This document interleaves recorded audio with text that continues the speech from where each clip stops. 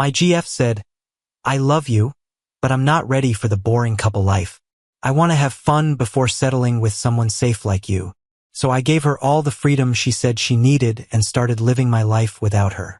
Months later, she wants us back. Hey, Reddit. My girlfriend of 4 years told me she needed to feel young and wild before settling down with me, and she genuinely believed I would just sit here waiting for her return. She completely lost it when she realized I had already moved on. I'm 32, male, and I spent 4 years with Tiffany, 29, female, believing we were building something real. We met when we both had our __ together. I'm an insurance claims adjuster in Charlotte, and she worked in marketing for a tech company. The first 3 years felt golden. We were that couple everyone else admired. Weekend trips to Asheville, hiking, real conversations over dinner instead of staring at our phones like zombies. She would bring me coffee in bed on Saturdays, and I'd surprise her with concert tickets. Normal couple __, but it felt meaningful. She was smart as hell, funny, ambitious. She'd get genuinely excited hearing about my fraud cases. Catching insurance scammers is apparently sexy when you're not dead inside yet. I'd help her brainstorm marketing campaigns and watch her crush client presentations. We felt like a team. After 18 months, we moved in together and found this sick place in Valentine. 2 bedrooms, a decent kitchen, enough space for both our crap without feeling cramped. She decorated it like a magazine spread, yet somehow it still felt like home. We cooked together on weeknights, binged Netflix, talked about getting a dog when we eventually bought a house. I was thinking marriage and had been for over a year. Not in a desperate got to lock this down way, but in a genuine can't imagine life without her the one kind of way. All that cheesy garbage that sounds ridiculous until it's your reality. Then around year 3, things started getting weird.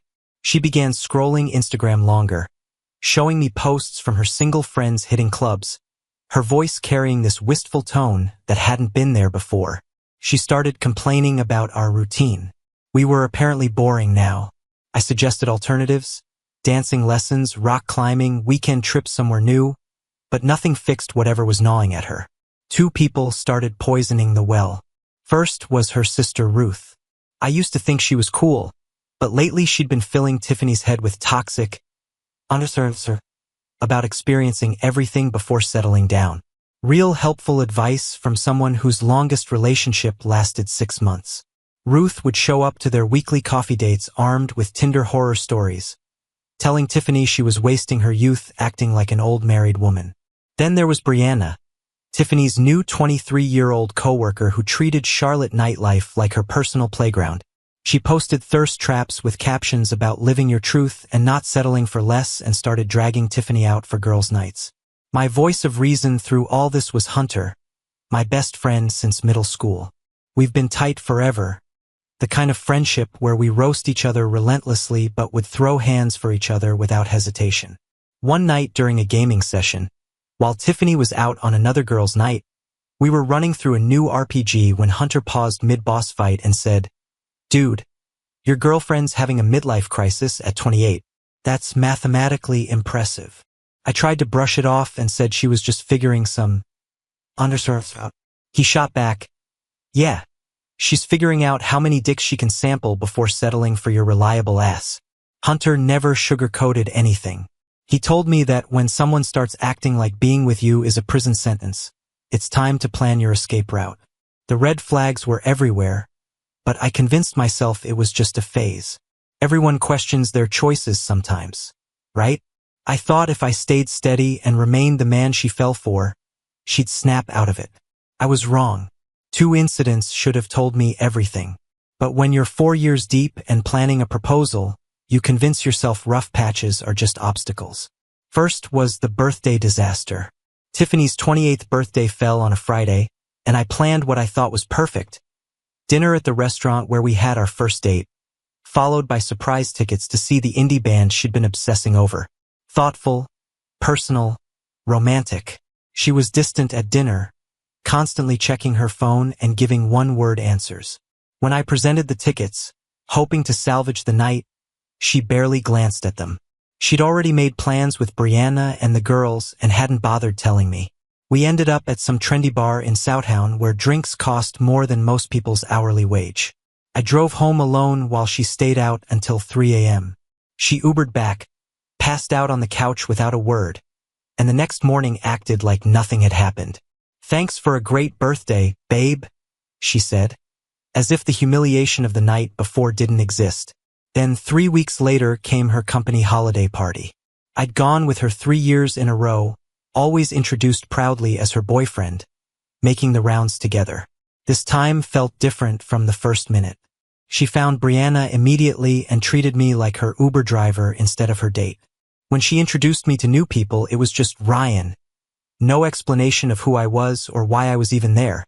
When her boss casually asked how long we'd been together, Tiffany laughed like it was a joke and said we weren't putting labels on anything right now. 4 years together. Living together for 2.5 of them. My name was on the lease. My toothbrush sat next to hers every morning and every night, but apparently we weren't putting labels on anything. Then this new guy, Derek, showed up. Some hotshot account manager, maybe 26, rocking one of those man buns that practically screams, "I peaked in college." He spent the entire night orbiting her, complimenting her, bringing her drinks, making inside jokes about work. Honestly, I wasn't part of, and Tiffany soaked it up. She loved every second. Whenever I tried to join their conversation, Derek would smoothly steer it back to work topics I couldn't contribute to. When I suggested we dance, Tiffany said she was busy networking. When I asked if she wanted to step outside for some air, she told me to stop hovering. I felt less like her boyfriend and more like an inconvenience she'd brought along by accident. The ride home was silent until we pulled into our parking garage. I kept my eyes on the windshield and said, carefully, "Derek seems nice." I was testing the waters. She didn't hesitate. "He is really adventurous, you know. Makes me feel like there's so much I haven't experienced yet." That night, I lay next to someone who was physically beside me but mentally already gone. I should have started planning my exit right then. Instead, I opened my laptop and started researching rock climbing gyms, trying to figure out how to transform myself into the exciting guy she suddenly wanted. I convinced myself the problem was that I wasn't dynamic enough, spontaneous enough. I ignored the obvious truth that the problem wasn't who I was. It was that she didn't want me anymore. Hunter called while I was deep into Google searches for fun activities for couples. "Dude, why are you online at 2 a.m. looking up skydiving lessons?" he asked. I told him I was just trying to be more spontaneous. He sighed in that way he does when I'm being an idiot. "Ryan, my man, listen carefully. If someone makes you feel like you need to become a different person to keep them interested, that person is not for you. Also, you're afraid of heights, you absolute walnut." I laughed, but it didn't land. The ring in my sock drawer felt heavier every day. Still, I kept telling myself this was just a rough patch. I was working overtime trying to save something that was already dead. The conversation that finally ended everything happened on a Tuesday night in March. I had just finished reviewing a complicated fraud case when Tiffany sat down across from me with that look. You know, the one. The "we need to talk" face that makes your stomach drop.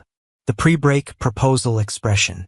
She launched into what was clearly a rehearsed speech about how she'd never really lived and needed to experience what it was like to be young and free before settling down with someone safe like me. Safe. There it was. She'd been talking to Ruth and Brianna again. They both believed she was wasting her prime years acting like she was already married. She said she needed to get some things out of her system before she could truly appreciate what I offered. The entitlement was staggering. She wanted to test drive other guys while keeping me on layaway like some backup appliance. I asked her plainly, "So what are you saying exactly?" She took a breath and said, "I think we should take a break," then quickly added, "Not forever. Just until I figure this out. I need to know what else is out there so I can come back to you with no regrets. I just want to have fun before the boring couple life." She honestly believed this was a favor to our relationship. In her mind, screwing around with exciting guys would somehow help her appreciate boring, reliable me. I stared at her. "You're asking me to wait around while you test drive other men to make sure I'm really what you want." She stumbled over her words, probably hearing it out loud for the first time. But then she doubled down with some underscore about how if I truly loved her, I'd want her to be sure about us. She said maybe 6 months, maybe a year, however long it took. A whole freaking year of my life on pause while she auditioned other dick to confirm mine was worth keeping. I asked, so it's a breakup with the option to come back if your better plans don't work out? She shook her head. No, I'm not breaking up with you. I'm just asking for space to grow as a person, while dating other people. I asked, while exploring my options? She said yes. At least she was finally honest. I sat there looking at the woman I had planned to propose to in 3 weeks. The ring was 20 feet away, waiting for a moment that would never come. For years of building something I believed was real, permanent, worth protecting. And she wanted to toss it aside to see if the grass was greener, fully expecting I'd still be here when she returned. I said, okay. She looked surprised, like she had expected a fight.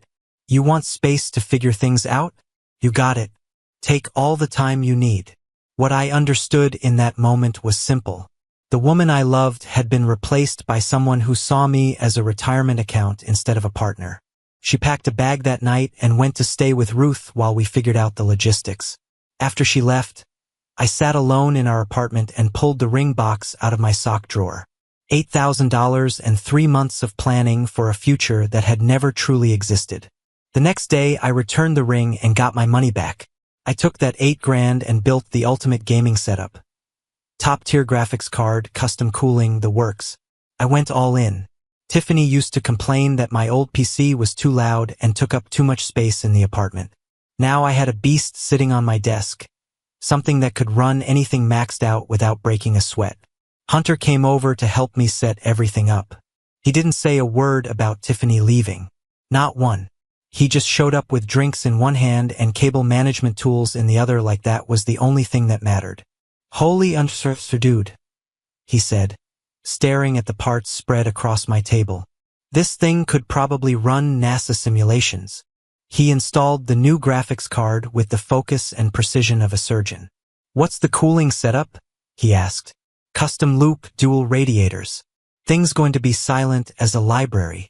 He smirked. Silent as your love life is about to be. Then he paused and actually looked at me seriously, which, for the record, is usually a good sign. Now we can finally get back to completing that co-op campaign without someone complaining about us ignoring her. I also got a dog. I'd always wanted one, but Tiffany said she was allergic. She wasn't. She just didn't want the responsibility. I found a German Shepherd mix at a rescue. 2 years old, already house-trained. I named him Ziggy. Bringing him home changed everything. He forced me out of bed early for walks. He gave me a reason to explore new trails instead of sitting in the apartment replaying old conversations in my head. And somehow, he turned out to be the best wingman ever. For the first time in months, I felt something I hadn't felt in ages. Relief. The morning after Tiffany left, I sat at the kitchen counter drinking coffee, and my thoughts felt clear for once. No more walking on eggshells. No more trying to be exciting enough to keep her attention. No more managing someone else's quarter-life crisis. Within a week, I joined a boxing gym in Southtown. A real gym. The kind where guys go to hit, and get strong. It smelled like sweat and leather and hard work. The owner, Mike, was a 50-year-old ex-Marine who'd done 2 tours in Afghanistan. No, philosophy. Show up, work hard, get better, or get out. That was the rule. He introduced me to his crew. Tommy, the firefighter. Marcus, the software engineer. Big Jim, the construction foreman. These weren't guys sitting around dissecting feelings. They showed up, put in the work, and pushed each other to improve. I started going every day after work. The physical exhaustion was exactly what I needed. It gave me something solid to focus on besides Tiffany's betrayal. I also hit the regular gym hard. Not the Planet Fitness, I'd coasted through for years, but real lifting, deadlifts, squats, bench press. I cleaned up my diet, started tracking macros, treated my body like a machine that needed proper fuel instead of whatever was convenient. Within a few months, the change was obvious. I'd always been in decent shape, but now I was actually strong. Not because I was trying to impress anyone, but because I was finally taking care of myself instead of pouring all that energy into someone else's emotions. Hunter stayed my constant gaming partner through all of it. He'd roll up after my workouts with takeout, and we'd tear through whatever new release had dropped. The guy has this uncanny ability to make everything funny, even when I'm in a rough headspace. One night while we were waiting for a match to load, he looked at me and said, "Bro, you're getting legitimately jacked. Like, remember when you used to struggle opening pickle jars? Now you look like you could deadlift a car." I shrugged. "It's therapeutic hitting things legally." He nodded. "Yeah, well, just don't get too swole. Some of us still need to feel masculine around here." He paused, reconsidered. "Actually, never mind. Get freaking huge. I want people to see us together and think I hired security." At some point, Hunter started a group chat with me, Tommy, Marcus, and Big Jim called Ryan's Glow Up Committee. It turned into a non-stop stream of roasting mixed with genuine encouragement. Hunter posted another shirtless Jim pic yet? The ladies of Charlotte need to know what they're missing. Tommy chimed in, "Dude's going to need a bigger doorway soon." Marcus added, "Still think you should start an OnlyFans. Insurance adjusters gone wild." Big Jim kept it simple. "Y'all are idiots, but Ryan's definitely winning this breakup." Meanwhile, Tiffany was documenting her self-discovery journey on Instagram. Posts from clubs in Noda, always with Brianna and Derek from her office, who had apparently become her tour guide to the exciting single life. There was something forced about her captions, like she was trying to convince herself just as much as her followers that she was living her best life. My social media told a different story. Instead of sad Ryan surrounded by takeout containers, my Instagram had boxing training clips, gym selfies where I was clearly getting jacked, weekend hiking trips with the crew and Ziggy. According to Ruth, who started calling occasionally, probably fishing for information, Tiffany was confused about why I seemed so happy. She had expected me to be devastated. 6 weeks in, Tiffany started reaching out. At first it was casual texts asking how I was doing, bringing up shared memories, sending photos of places we'd been together. But I was genuinely busy. When she asked to grab coffee and catch up, I was getting ready for sparring. When she suggested watching our old favorite show together, I was meal prepping and planning my training schedule. One Tuesday around 10 p.m., she called while I was out with the boxing crew grabbing dinner after training. During one of those conversations, she paused and said quietly, "You sound different. Are you seeing someone?" she asked. I took a breath and kept it simple. "I'm just living my life, Tiffany." The simplicity of that statement seemed to completely derail her.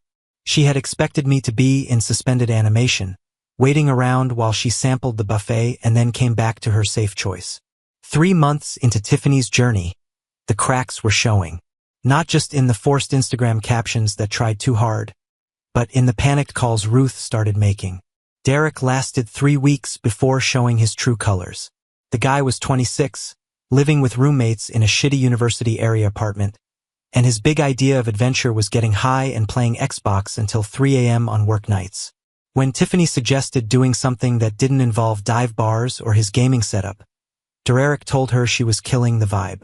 He flirted with other women right in front of her and claimed he wasn't ready for anything exclusive, even though he had pursued her hard. He ghosted her for a week, then showed up to a company happy hour with some 22-year-old intern.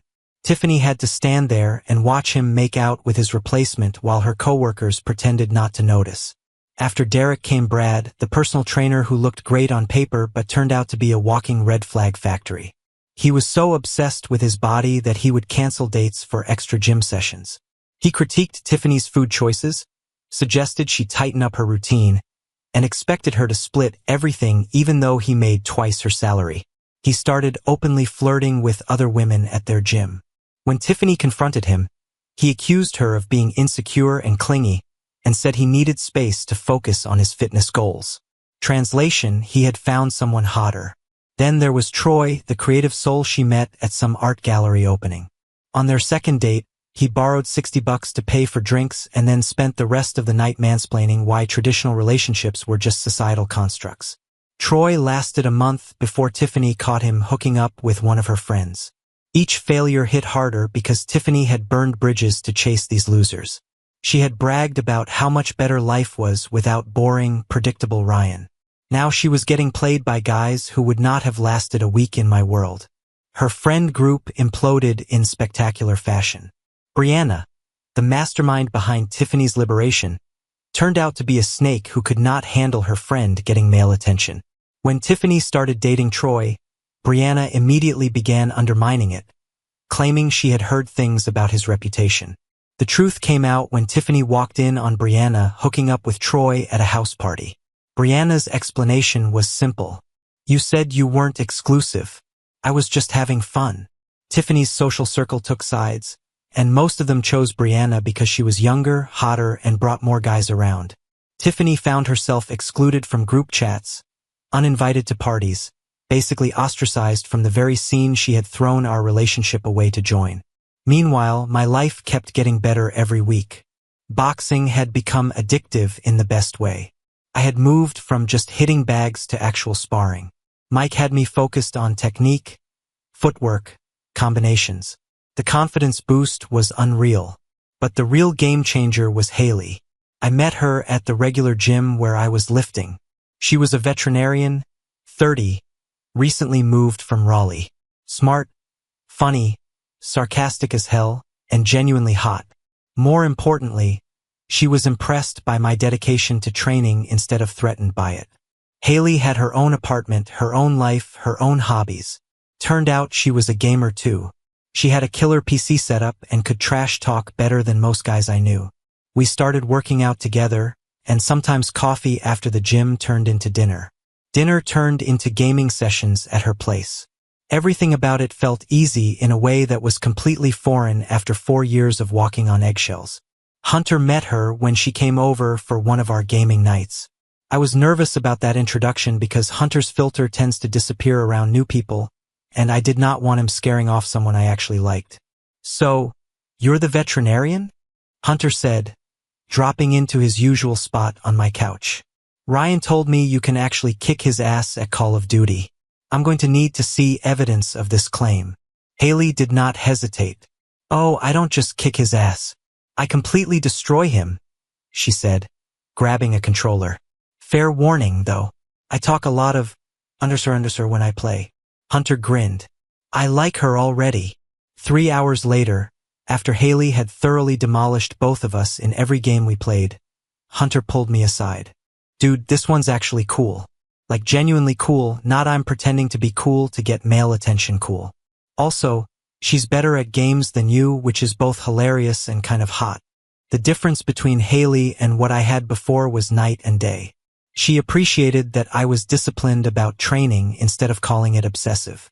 She thought my insurance work was interesting because I had stories about catching fraudsters. She loved that I was building new skills and real friendships instead of seeing it as competition. With Tiffany, I always felt like I was auditioning for the role of boyfriend. Like every day I had to prove I deserved to be there. With Haley, I just felt like myself, and somehow that was more than enough. Tiffany's texts started coming more often, and they weren't subtle anymore. The casual, "How are you doing?" messages slowly turned into obvious fishing expeditions about how she missed our Sunday cooking sessions and how our anniversary restaurant was running specials that made her think of me. Then she saw the Instagram post that completely broke her brain. I had posted a photo from a hiking trip with Haley and Ziggy. It wasn't even a couple photo, just the three of us at a scenic overlook. Haley looked incredible. Natural beauty, genuine smile, completely comfortable in her own skin. The total opposite of the try-hard club photos Tiffany had been putting up. Within an hour, my phone blew up with unhinged messages asking who this basic girl was, claiming she was obviously fake and putting on an act, and demanding to know if I was seriously seeing some random gym girl instead of working on us. When I showed Hunter the texts, his response was immediate. "Bro, we need to document all this crazy. This is restraining order level insanity. And also, it's going to be hilarious to look back on when you're married to someone who isn't completely nuts." 6 months after Tiffany left to find herself, she called with that tone that said she had made a decision and expected the world to rearrange itself around it. She wanted to meet for dinner to have a real conversation about us. I agreed, partly out of curiosity and partly because I had genuinely moved on. When she walked into the Plaza Midwood restaurant on Thursday night, the difference was obvious. She looked the same physically, but her energy had shifted. The confident woman who left had been replaced by someone who looked tired, uncertain, maybe even desperate. We ordered, made small talk, but I could see her building towards something the whole time. Finally, she took a deep breath and launched into what was clearly a rehearsed speech. She said these past months had been eye-opening. She had learned so much about herself and what really mattered. She was sorry for hurting me, but hoped I could understand that she needed to explore those feelings instead of suppressing them and resenting me later. She still managed to make it sound like cheating on me had been some kind of favor to our relationship. Everything she experienced out there, she said, just confirmed what she already knew deep down. I was her person, the one she wanted to build a life with. She was ready now to commit, to talk about marriage and kids and buying a house.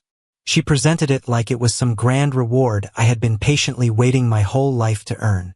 Her decision to settle for me was framed as a gift I should feel lucky to receive. She had gotten all the wild stuff out of her system and could finally appreciate what I offered. She kept saying how grateful she was that I had been patient and understood what she needed to do. "You were right to wait for me," she said with a smile that probably would have worked 6 months ago. "I know it was hard, but this is exactly why we're perfect together. You're stable and reliable, and now I know for sure that's what I want. We can pick up where we left off, and it'll be even better because I got all my doubts out of the way." She reached across the table and squeezed my hand like we were already back together. Like this dinner was just a formality before we resumed our regularly scheduled relationship. "I'm thinking we could move somewhere bigger," she continued, apparently having mapped out our entire future during her Uber ride over. "Maybe start looking at houses in Myers Park. I know you've been saving money and my career is really taking off now. We could be engaged by Christmas if we wanted." I let her finish without interrupting.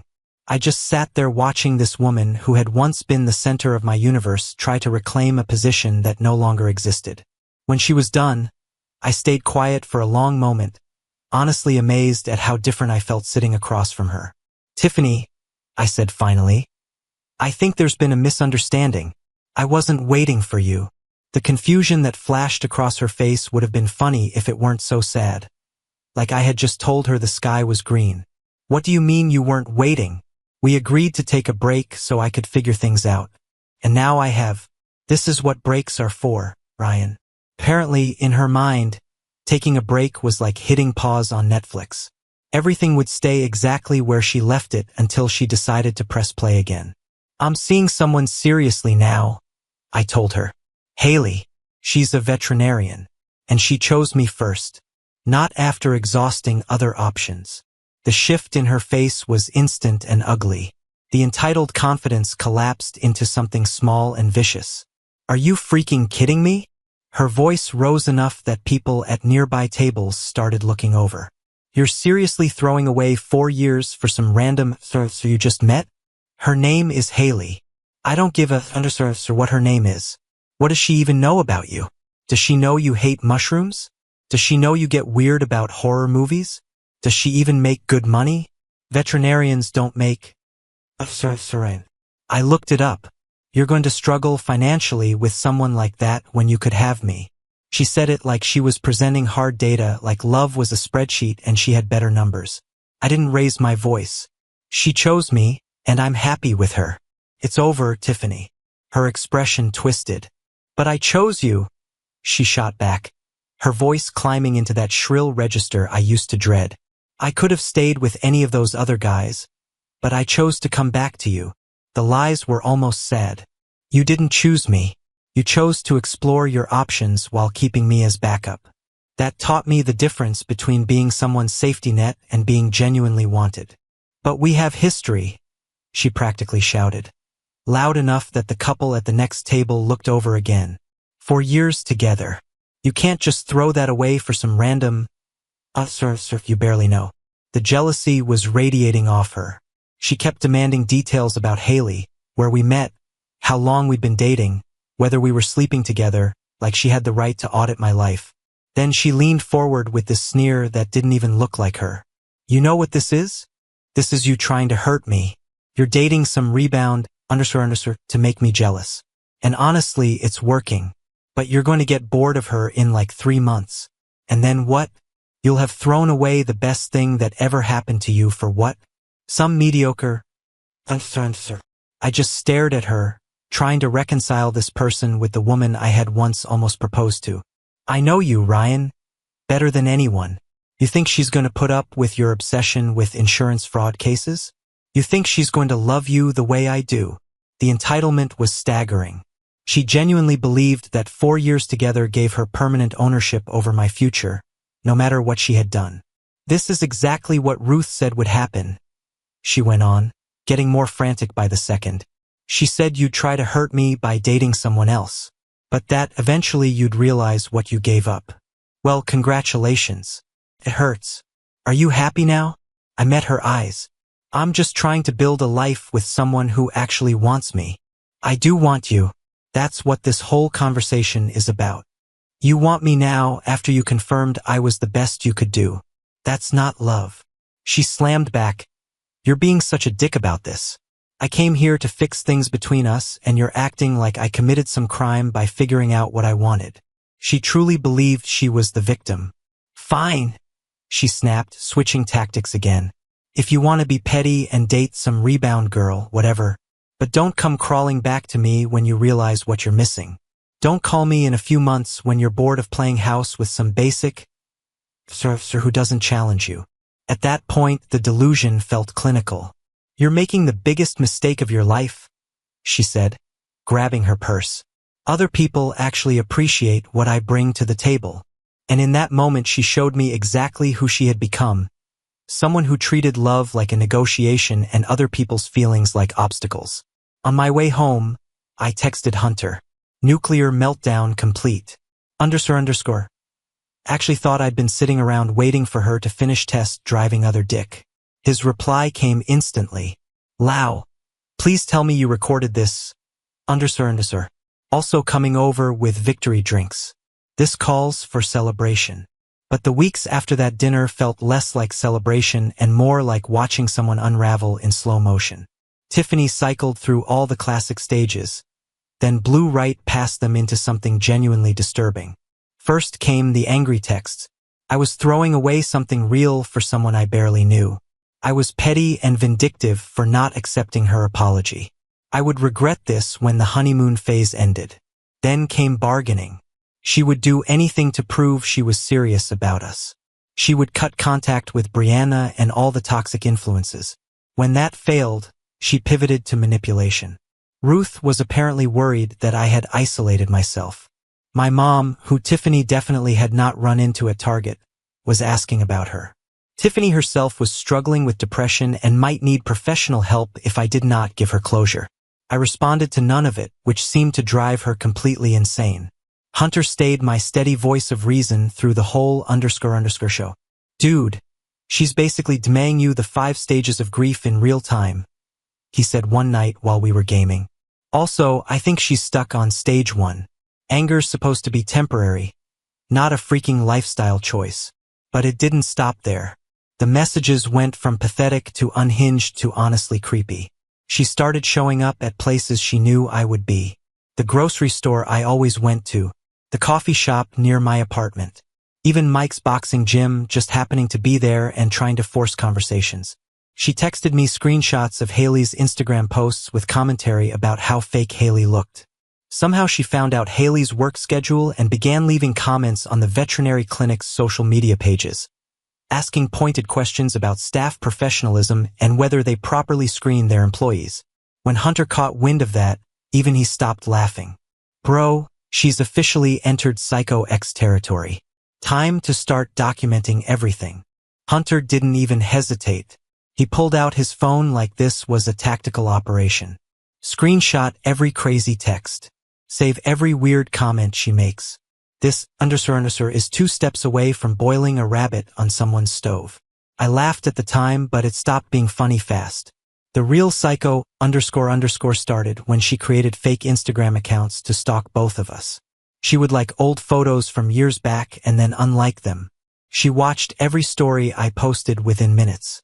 Random accounts with generic names started following Haley, leaving passive-aggressive __ on her posts. Wow, your boyfriend is so lucky. I hope he knows how good he has it. On a photo of Haley hiking. Some women just have that natural glow. No filters needed, unlike some people, lol. On a makeup-free selfie. Haley figured it out immediately because she's not an idiot. Instead of getting intimidated, she decided to have a little fun with it. When one of Tiffany's fake accounts commented, "Your dog is so cute. Does your boyfriend help take care of him?" Haley replied, "Thanks. Yeah, my boyfriend is amazing with animals. Way better than my ex's ex, who was apparently allergic to responsibility." After that, Tiffany's fake account got more aggressive. The back and forth was brutal. Haley was roasting her without even knowing her real name, just reading the desperation bleeding through those fake profiles. Every response was sharp and perfectly aimed. The breaking point came when Tiffany started showing up at Haley's work. She would bring some random dog in for a consultation and then try to pump the staff for information about Haley's schedule, her relationship status, whether she seemed stable or was just rebounding. Haley's co-workers told her about the strange woman asking invasive questions, and Haley immediately connected the dots. That was when she screenshotted everything and sent it to me. The fake account messages, the workplace stalking, the social media harassment. We had documentation of all of it because we had been collecting evidence. "Your ex is completely unhinged," Haley said when she showed me everything. "This isn't heartbreak. This is obsession. And honestly, it's starting to feel dangerous." She was right. When Tiffany started driving by Haley's apartment building and Haley caught her on the security cameras, that was it. We decided enough was enough. I filed for a restraining order. Hunter came with me to the courthouse for moral support and because honestly he wanted a front row seat to the consequences. "This is like Christmas morning," he said as we walked up the courthouse steps. "Watching a crazy ex get legally __ slapped for being a stalker. Peak entertainment right here." The process was surprisingly straightforward when you walk in with that much evidence. Screenshots of fake accounts. Security footage of her circling Haley's apartment. Witness statements from Haley's co-workers about the fake consultation visits. Painted a very clear picture of escalating harassment. Tiffany showed up to the hearing looking like she had crawled out of a dumpster. The obsession had taken a visible toll. She tried to play the victim, claiming she was only concerned about my mental health and that Haley was manipulating me against old friends. The judge wasn't buying any of it. The restraining order was granted for 1 year, with the possibility of extension if needed. No contact. No social media interaction. No showing up anywhere she knew we would be. Violation would mean immediate arrest. Tiffany stood there looking like her entire reality had collapsed. In less than a year, she had gone from confident woman exploring her options to someone with a restraining order against her. That night, Haley and I went out to dinner to celebrate, not because it felt triumphant, but because we could finally breathe without constantly looking over our shoulders. 3 months after the restraining order, Ruth called to tell me Tiffany had moved back to her hometown in South Carolina. Apparently the social isolation, the job stress from her workplace harassment incidents, and the legal costs had become too much to manage in Charlotte. "She seems to be getting help," Ruth said. "I think she finally realized how badly she messed up." "Good for her," I said, and I meant it. 6 months later, Haley and I moved in together. She brought her books, her plants, and her serious coffee addiction. I brought my training gear and the hard-won understanding that love is not supposed to feel like work. Hunter helped us move, of course, turning the whole thing into a running roast about my organizational skills and Haley's book collection. "Jesus Christ, Haley, how many books about veterinary medicine do you need? Are you planning to operate on dinosaurs?" he said, struggling with a box labeled textbooks that was heavy as hell. "Says the guy who owns 17 different gaming keyboards," Haley fired back. "Those are specialized tools," Hunter protested. "You just have 17 books about cow diseases." A year after that, Haley and I got engaged. The proposal wasn't some elaborate Instagram production. It was just the two of us after a morning hike, both sweaty and tired, standing there in that quiet stretch of trail, and absolutely certain that this was what choosing each other looked like. No production, no audience, no perfect lighting. Just us. When I told Hunter, his reaction was instant. About damn time. I was starting to think you were going to propose to your protein powder instead. Tommy and the boxing crew showed up for the wedding without hesitation. Marcus' side business had taken off, and he actually flew back from a client meeting just to be there. Big Jim handled all the setup because the man can build anything and somehow enjoys the chaos of folding chairs and last-minute adjustments. Hunter was my best man, obviously. His speech was exactly what you would expect. A perfect mix of roasting and something real underneath it. I've known Ryan since we were 12, he said. And I've watched him make exactly one good decision in his entire life. Dumping the psycho and marrying the veterinarian. Everyone laughed, including me, because it was funny and because it was true in a way that didn't feel bitter anymore. After the wedding, Tiffany sent one message from an unknown number. I hope you're happy. I know I messed up and I am really sorry. Congratulations. I never replied, but I genuinely hope she finds what she's looking for. Whatever second chances she gets, it won't be with me.